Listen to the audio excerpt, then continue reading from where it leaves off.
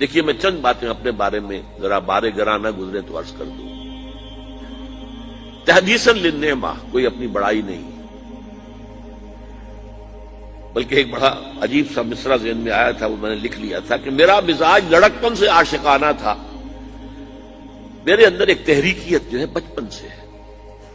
High school کا طالب علم تھا، علامہ اقبال سے متاثر تھا، تحریک پاکستان کا کارکن تھا، حصار ڈسٹرکٹ مسلم اسٹوڈنٹس فیڈریشن کا میں جنرل سیکرٹری تھا، اور دن رات دورے کرتا تھا. ہانسی جا رہا ہوں، سر سے جا رہا ہوں، مختلف مقامات پر ہم جلوس نکالتے تھے، جلسے کرتے تھے، نوائے وقت لے کر پھیل جاتے تھے، اسے جا کے بیچا کرتے تھے.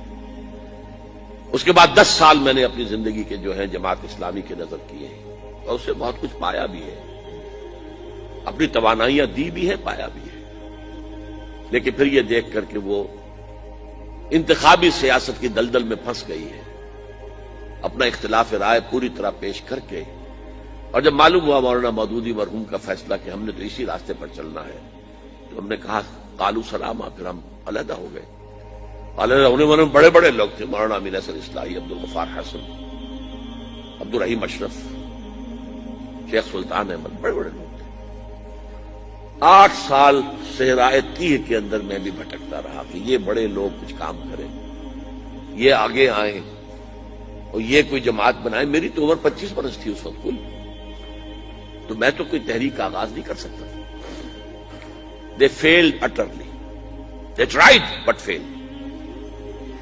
سن 65 میں فیصلہ کیا کہ اب جو بھی ہو مجھے تو اپنی قبر میں اترنا ہے اور جواب دینا اللہ کے ہاں.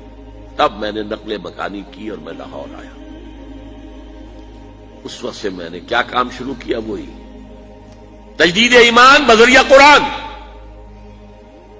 قرآن کے دائرے، حلقے، دائرہ ہائے مطالعہ قرآن، حلقہ ہائے مطالعہ قرآن، درس قرآن، یہ میری کچھ دنوں تک پریکٹس بھی جاری رکھی ہے، مشق سخن جاری، اور چکی کی مشقت بھی چلتی رہی. لیکن پھر چھوڑ دیا میں نے سب کچھ.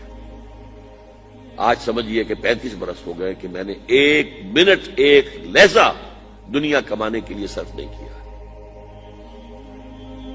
پروفیشن ترک کر دیا 71 کی شروع. پھر تنظیم قائم کی ہے. یہ قرآن کی محنت سے انجمن خدام القرآن قائم ہوئی، اس کی ذیلی شاخیں قائم ہوئی. کراچی میں ہوئی، ملتان میں ہوئی، فیصل آباد میں ہوئی، پنڈی میں ہوئی، پشاور میں ہوئی، کوئٹہ میں ہوئی. ان کے تحت قرآن اکیڈمیاں بنی، ہر جگہ نہیں، کچھ جگہوں پر.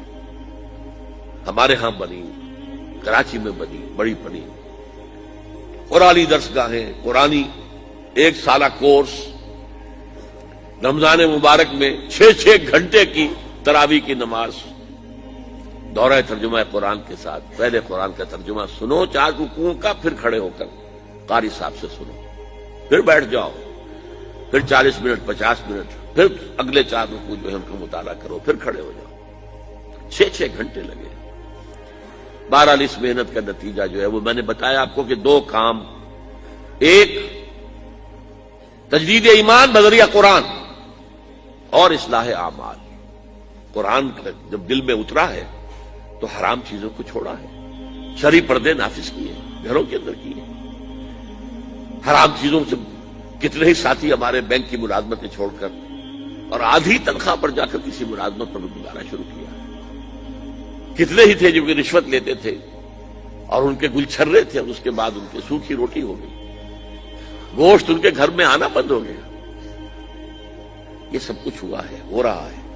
رفتار کم ہے لیکن ہو رہا ہے. یہ نہ سمجھی کہ ہے نہیں، ابھی نظر نہیں آ رہا ہے لیکن ہو رہا ہے.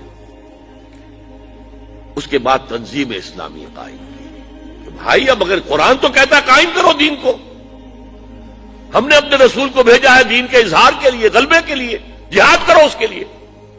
سورہ صف میں بھی فوراً اس کے بعد جہاد.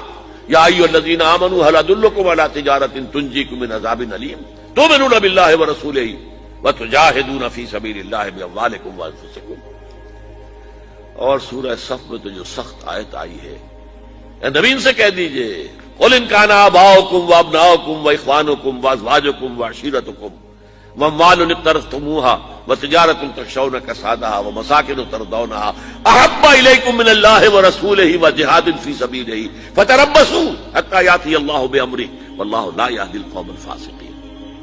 اے نبی کہہ دیجئے، اے لوگوں، اگر تمہیں اپنے باپ اور بیٹے اور بھائی اور بیویاں یا بیویوں کے لیے شوہر اور رشتہ دار اور وہ مال جو تم نے بڑی محنت سے جمع کیے اور وہ کاروبار جو تم نے بڑی محنت سے جمائے ہیں اور اندیشہ رہتا ہے کہ کہیں کساد بازاری نہ ہو جائے، اور وہ محل جو تم نے تعمیر کیے ہیں، جو حویلیاں بنائی ہیں جو تمہیں بہت محبوب ہیں، اگر ان 8 چیزوں کی محبت اللہ اور اس کے رسول اور جہاد کی محبت سے بڑھتی ہے، اگر زیادہ ہے تو جاؤ دفعہ ہو جاؤ، انتظار کرو یہاں تک کہ اللہ اپنا فیصلہ سنا دے۔ اور اللہ ایسے فاسقوں کو، ناہنجاروں کو زبردستی ہدایت نہیں دیتا۔ تو آؤ بھائی، اب اٹھو، قرآن تو یہ کہہ رہا، قرآن پڑھا ہے تو اب قرآن کی پکار پر لبیک کہو، لہذا اس پر پھر تنظیم اسلامی ہم نے قائم کی ہے۔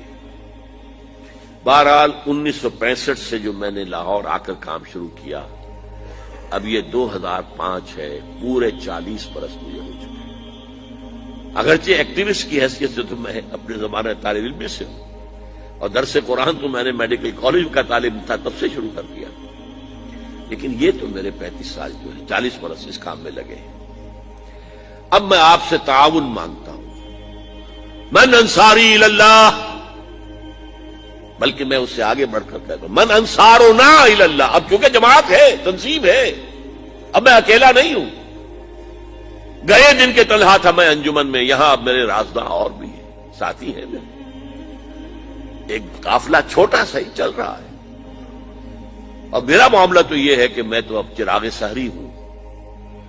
کبھی کبھی آج کل مجھے خیال آتا ہے، یہ میں اتنا ایکٹیو ہو گیا ہوں، میں 33 دن کا انڈیا کا دورہ کر کے آیا ہوں، اور کم سے کم 30 دن تو روزانہ رات کو یہی نشستیں رہی ہیں، 2 گھنٹے تقریر، 1 گھنٹہ کوشچن آنسر، اور دن میں اس کے علاوہ پروگرام بے تحاشا۔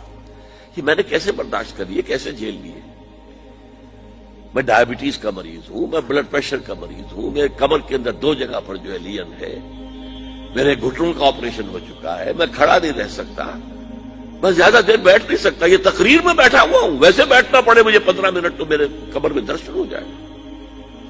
اس حالت میں مجھے کچھ نہیں ہوتا، کوئی شے مجھے جو ہے پریشان نہیں کرتی، لیکن ویسے تو میں 15-20 منٹ بھی بیٹھوں گا تو میری کمر میں تکلیف ہو جائے گی، کھڑا رہنا تو ممکن ہی نہیں، بیٹھ کر نماز پڑھ رہا ہوں۔ تو میرا خیال ہوا یہ چراغ سحری جیسے چراغ بجھنے سے پہلے بھڑکتا ہے، شاید یہ کیفیت میری ہے، واللہ عالم۔ بہرحال میں آخرت کے لیے بہت آگے گئے، باقی جو ہے تیار بیٹھے ہیں، میں اس کے لیے 10 سال سے منتظر ہوں، اور اپنے لیے اس وقت سے میں کہہ رہا ہوں کہ بھائی میں نے جو کام کرنا تھا میں نے کر دیا، اب اللہ اگر کوئی اور کام لے رہا ہے تو یہ تو نافلۃ منہ، ان کی طرف سے ایک نفل ہے جو ہے، ورنہ میں اپنا کام کر چکا تھا۔ اب مجھے اولین تعاون جو آپ سے درکار ہے، آج میری بات کو اچھی طرح سمجھنے کے لیے کچھ تھوڑے سے پیسے اور کچھ تھوڑا سا وقت صرف کیجیے، چند کتابوں کا مطالعہ کیجیے پوری طرح گہرائی کے ساتھ، اور نوٹ اس کے اوپر کیجیے، مجھ سے اختلاف ہو تو بیان کیجیے آ کر۔